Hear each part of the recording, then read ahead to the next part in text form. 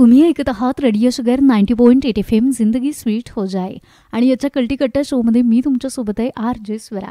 सध्या आपल्याकडे मकर संक्रांती स्पेशल ते अगदी रथसप्तमीपर्यंत आपल्याकडे मकर संक्रमणाचा काळ असतो. आपण आपल्या घरामध्ये जसे तिळाचे पदार्थ बनवतो, तिळाच्या पदार्थांना जास्त महत्त्व दिलं जातं, तसंच या काळामध्ये मकर संक्रांती स्पेशल तिळाचे म्हणजे हलव्याच्या दागिन्यांना सुद्धा तितकंच महत्त्व असतं.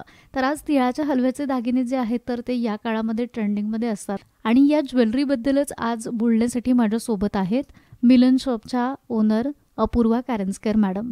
मॅडम, तुमचं रेडिओ शुगरमध्ये स्वागत आहे. नमस्ते, मी अपूर्वा विजय कारंजकर. इस्लामपूरमध्ये माझं शॉप आहे. मला इथे बोलवल्याबद्दल खूप आभारी आहे मी मॅडमची. थँक्यू. मकर संक्रांती आता आपल्याकडे आहे, छान रथसप्तमीपर्यंत आपण ती सेलिब्रेट करत असतो. तर तुमच्या शॉपमध्ये मकर संक्रांतीचे दागिने मिळतात, तर त्याबद्दल काय सांगाल? हो, खूप म्हणजे अगदी 1 महिन्याच्या बेबीपासून 5 वर्षाच्या बाळापर्यंत पण मिळतात दागिने. शिवाय न्यू कपल असेल तर त्यांचे पण मिळतात आणि म्हणजे पैसे पण त्याचे लिमिटेड आहेत, असे खूप पण नाही आहेत आणि खूप व्हरायटी आहेत त्याच्यामध्ये. शिवाय ते बेबी मागे जे आपण डेकोरेशन करतो, बेबी पतंग किंवा आपले छोटे छोटे मांजे, हे पण आहेत आपल्याकडे. अच्छा. किंवा बाळाचं नाव, नावाचे लिहिलेले बोर्ड, हे सगळं आपण घरी बनवतो. अच्छा. ऍक्च्युली हे महत्वाचं आहे की हे सगळं आपण घरी बनवतो आणि लोकांचा त्याला रिस्पॉन्स पण चांगला आहे. हल्ली लोक पण फार हौशी आहेत. आई बाबा म्हणा किंवा नवीन कपल म्हणा, ते सगळे म्हणजे हा चला आता करायचंय ना तर घ्यायचं. घ्यायचं म्हणलं तर पहिला मिलनमध्ये, कारण तिथं जे आपल्याला हवंय ते आपल्याला तिथं 100% मिळणार. जरी नसेल तरी ते अवेलेबल करून देतात, म्हणजे ते बनवून देतो ना आपण. बरोबर. त्यामुळे ते येतातच आपल्याकडे. त्याला काय म्हणजे सांगावं लागत नाही किंवा आपल्याला काय त्याची जाहिरात करावी लागत नाही. खूप वर्षापासून असल्यामुळं ते होतच. अच्छा. तर मला सांगा की या व्यवसायाची सुरुवात कशी आणि कुठून झाली? याच्याकडे वळण्याचं कारण म्हणजे आमच्या मिस्टरांचं, म्हणजे माझ्या मिस्टरांचं होतंच आधी शॉप ते. तेव्हा फार कमी प्रमाण होतं खरं त्याचं, म्हणजे व्हरायटी पण कमी असायच्या लोकांच्याकडे. तेव्हा पैसे पण फार कमी असायचे ना, त्यांना जे परवडेल तेच बनवायला लागायचं. तेव्हा मग ते स्वतः बनवायचे ते. अच्छा. मग थोडे थोडे बनवायचे. मग जसं कस्टमरचे म्हणजे डिमांड असेल तसं ते परत बनवत गेले. मग कसं पाहिजे आपल्या ह्याच्यात काहीतरी सुधारणा पाहिजे, ह्याच्यात काहीतरी असं करत ते मग वाढत गेलं. पहिला एवढं नव्हतं. जेव्हा मी आले तेव्हा तर हे नव्हतंच, म्हणजे संक्रांतीचं नव्हतं. तेव्हा आमचं मेन तोरण बाशिंग याचं आहे ना, लग्न सीझनचं आहे. अच्छा. मग त्याच्यामध्ये पूर्वी आम्ही बाशिंग पण घरीच, अजूनही बनवतो आपण. बाशिंग वगैरे घरी बनवतो, मंडोळी घरी बनवतो, फॅन्सी तोरण घरी बनवतो. बऱ्यापैकी 99% आपण घरीच बनवतो. अच्छा. त्यामुळं मग ते वाढत गेलं. नंतर जसे दिवस जातील तसे लोकांचे म्हणजे मन हे झालं ना, म्हणजे हे पाहिजे आपल्याला, आता आपण ह्याच्या पुढचं जुनं नको, पुढचं काहीतरी नवीन काहीतरी पाहिजे. असं करत मग थोडंसं ते नवीनकडे वळलो आम्ही पण. जुन्या कमी झाल्या. तर मला सांगा की आता खरं तर जेव्हा लग्नानंतर तुम्ही कारंजकर या फॅमिलीमध्ये ऍड झालात, तर तेव्हा तुमच्यासाठी हे सगळं खरं तर नवीन असणार आहे. तर मग घर आणि तुमचा हा मिस्टरांचा व्यवसाय, त्याच्यामध्ये मग तुम्ही कशी मदत करू लागला?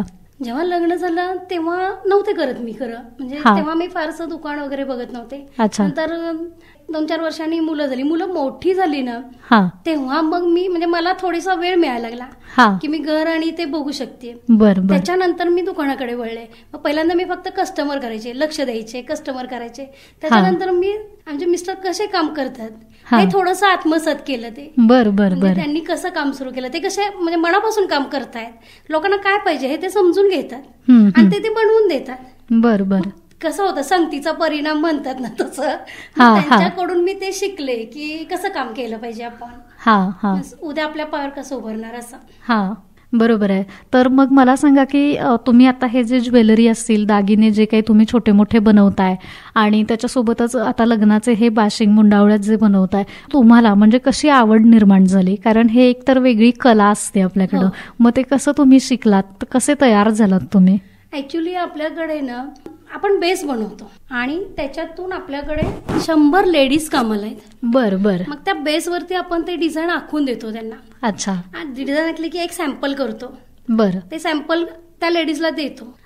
मग ती आपल्या शॉपमध्ये तेवढ्या लेडीज बसू शकत नाहीत आणि आपण काम करू शकतो. मग त्या घरी नेतात. घरी मग त्या सॅम्पल करतात, आम्हाला आणून दाखवतात. मग आपण चॉईस करायचं हे बरोबर आहे का, बरोबर म्हटलं की ते 100 करून देतात. अच्छा. मग तसं झालं की मग त्याच्या पुढचं काम मी करते. दुकानात मुलं आहेत ते करतायत, मिस्टर करतात, म्हणजे आम्ही सगळे मिळून करतो.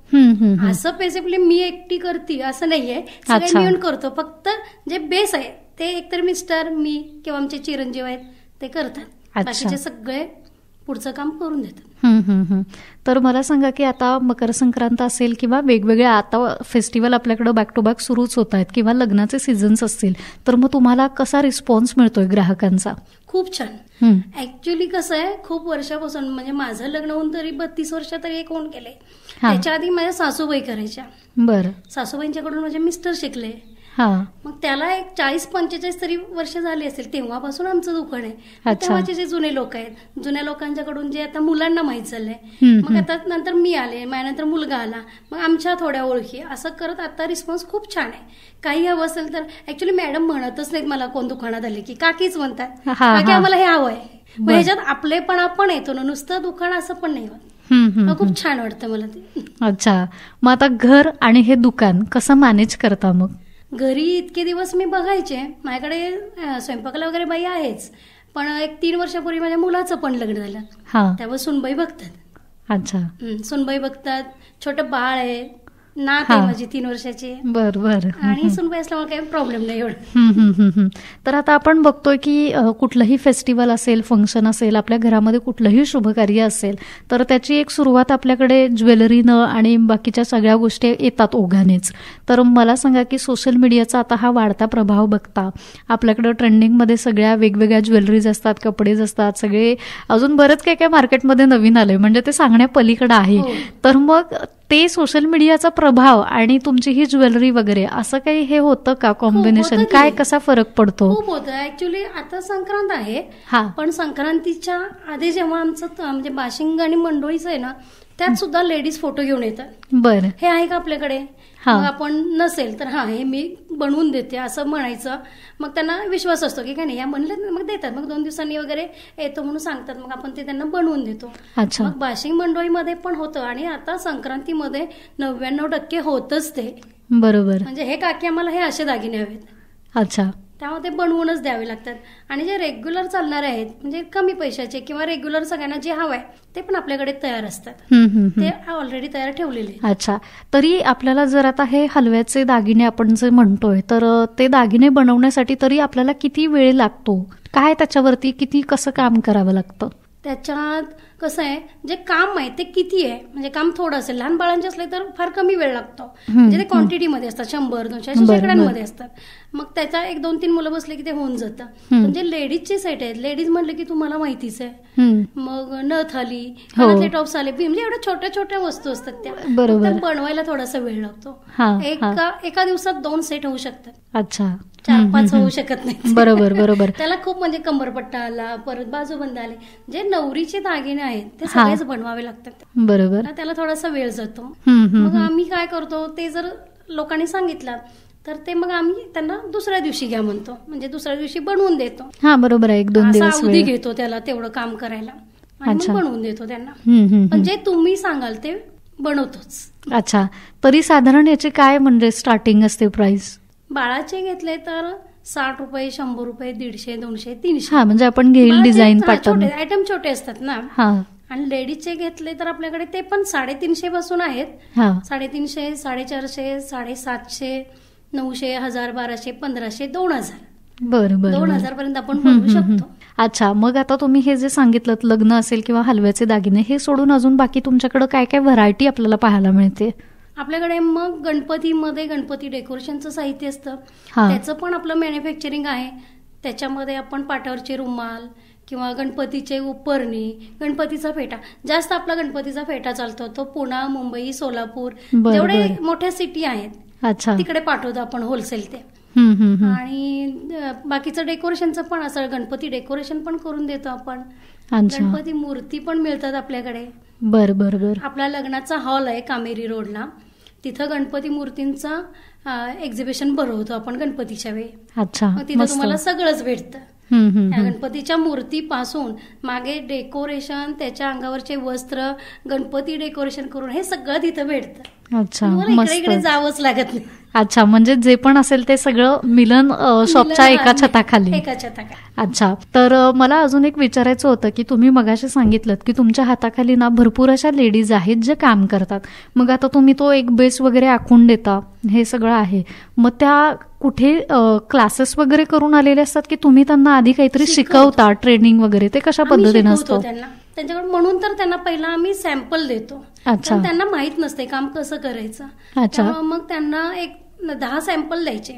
बरं. आणि ते शिकवायचं. पहिल्या दुकानात आले की ते शिकवतो आम्ही, सॅम्पल देतो. ते सॅम्पल त्यांनी बरोबर केलं तरच पुढे काम चालू राहतं. चुकीचं झालं तर पुढे सगळं चुकत जाते. ते बनवतात. म्हणजे कसं आमचं दुकान जसं आहे तसं त्या कामाला आहेतच. त्यामुळे त्यांचे पण खूप वर्ष आमच्या बरोबर चालले. त्या आता त्या ट्रेन झालेत त्या पण. अच्छा, म्हणजे त्या मिलन शॉपला सगळ्यांचं सहकार्य आहे, हेच मला त्यातून सांगायचंय. अगदी मीच करेन, मिस्टरच करतील असं नाही होत, सगळे मिळून होतं ते. तर आता एक शेवटचा मी प्रश्न विचारेन की मिलन शॉपच्या अंडर म्हणजे बऱ्याच महिलांना तुम्ही रोजगाराच्या संधी पण त्या निमित्ताने उपलब्ध करून देताय, तर त्याबद्दल काय वाटतं? म्हणजे तुम्ही पण एक महिला आहात आणि तुमच्या बरोबरीला अजून खूप महिला काम करतायत, कसं वाटतंय? मग एक बिझनेस वुमेन म्हणून तुम्ही याच्याकडे कसं बघता? खूप छान, कारण म्हणजे जसं लग्न झालं त्यावेळीची परिस्थिती आणि आत्ताची परिस्थिती, इव्हन म्हणजे माझी पर्सनली पण तसंच होतं. असं काही पहिल्यापासून खूप छान आहे असं नव्हतंच, तसंच त्या पण आहेत ना. मग त्या तेव्हापासून बरोबर आहेत आणि मला खूप छान वाटतं की मला त्या लोकांची सोबत आहे, त्या माझ्याबरोबर काम करतायत, त्यांचं पण घर चालू शकतं. त्या लोकांचं काही लोकांचं पेमेंट सुद्धा मिस्टर देतात ना, तर ते वेळेवर देतात. असं कधीच होत नाही की तुम्हाला पेमेंट हवं आहे ते तुम्हाला उद्या देईन, परवा देईन, आता आपलं काम झालंय कधी तर दिलं तर चालतंय असं. त्यामुळे त्या लोकांचा एक विश्वास त्यांनी हे केलंय, म्हणजे विश्वास मिळवलाय लोकांचा मिस्टरांनी आमच्या. त्यामुळे लोक त्यांच्याकडे, त्या लेडीज सुद्धा, काका डायरी ठेवा आणि मला जेव्हा लागतील तेव्हा पैसे द्या, असं त्यांचा अविश्वास कधीच होत नाही. याच्यामध्ये सगळे कष्ट मिस्टरांचीच आहेत. म्हणजे त्यांनी पुढे चालवलं, त्यांनी खूप केलं, त्यांनी खूप कष्ट पण केले मला आपल्या बरोबर काम करायला. म्हणजे त्यांनी समजून घेतलं की ही काम करू शकते किंवा हिला हे करायला लावावं, ती करते, मी करते, मुलगा करतो. हे सगळं म्हणजे त्यांच्यामुळं आम्ही आज इथं आहे. अच्छा, असं मला म्हणायला काहीच हरकत नाही, कारण पूर्वी खूप परिस्थिती वेगळी होती, आता आमची परिस्थिती पण खूप वेगळी आहे आणि आपण सगळ्यांच्या आनंदात सामील आहे. तुम्ही संक्रांत घ्या, लग्न घ्या, किंवा तुमचा आता हॉल आहे आपला, तिथे लग्न पण होतात, डॉल जेवण होतात, किंवा तुमचे साखरपुडे होतात. म्हणजे सगळे आनंदाचे क्षण आपण त्यांच्याबरोबर वाटून घेतोय.